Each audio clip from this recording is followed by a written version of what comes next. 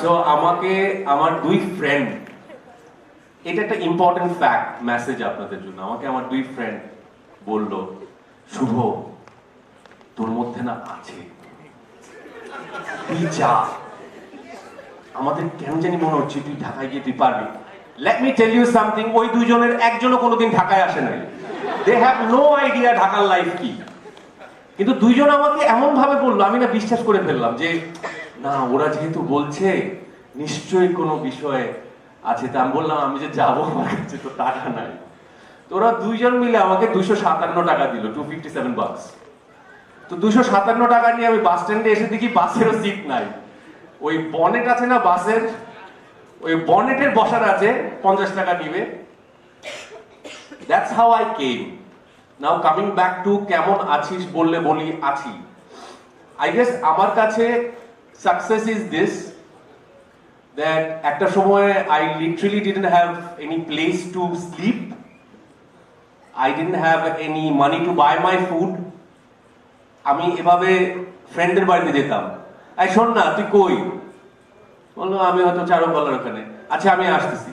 তা আমি গেলাম, গিয়ে ওই যে যাওয়া, ওই যাওয়া মানে হচ্ছে ওর বাড়িতে 7 দিন থাকা, তারপরে ওখান থেকে আবার আরেকজন, এভাবে আমি প্রায় 2-2.5-3 বছর থেকেছি ঢাকায়। আই গেস আমার কাছে সফলতা হচ্ছে এইটুকু যে মাথার উপর একটা ছাদ আছে, 3 বেলা খেতে পাই, আমার স্যাটিসফ্যাকশন এখানে, আর এত মানুষ ভালোবাসে। What else you can expect from life? And I really want you to take this from my life, যে হ্যাপিনেস এর কোনো শেষ হয় না।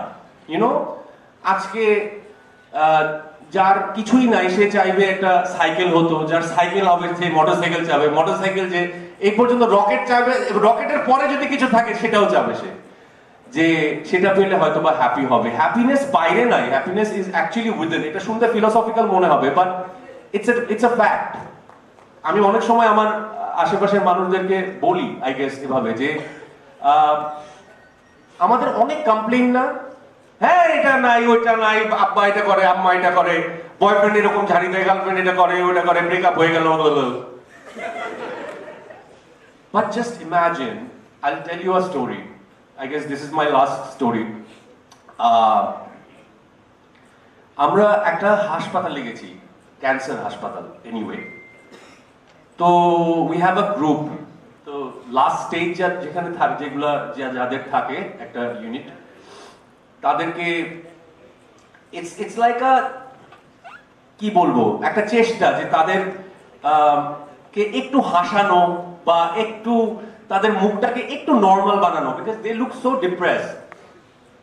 এন্ড লুক ওয়াইজ ও যারা যারা জানে ক্যান্সারের যা হয়, তো আমরা গান গাই। একটা ছেলে আছে আমাদের ফ্রেন্ড, সে জোকার হয়ে সেজে যায়, ওই যে সার্কাসের জোকারের মতো, নট দ্য ফিল্মের জোকার।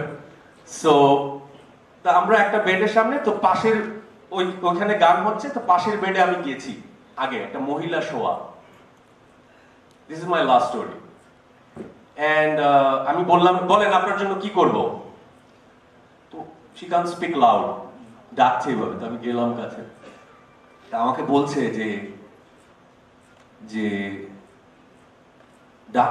ডাক্তার একটু বলতে পারবা আর 2টা দিন একটু বাড়াই দিতে বা 3টা দিন বাড়াই দিতে।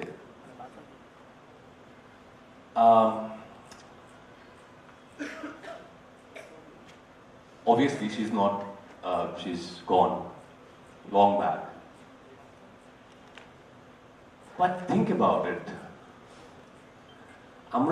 We have so much of complaints and grudges and complaints, like এটা হলো না ওটা হলো না, বাট ডাক্তার কিন্তু আমাদেরকে বলে দেয় না যে আর 3 মাস আছে আপনার কাছে, বা 2 মাস আছে, বা আপনি 4th স্টেজ লাস্ট স্টেজে আছেন ক্যান্সারের।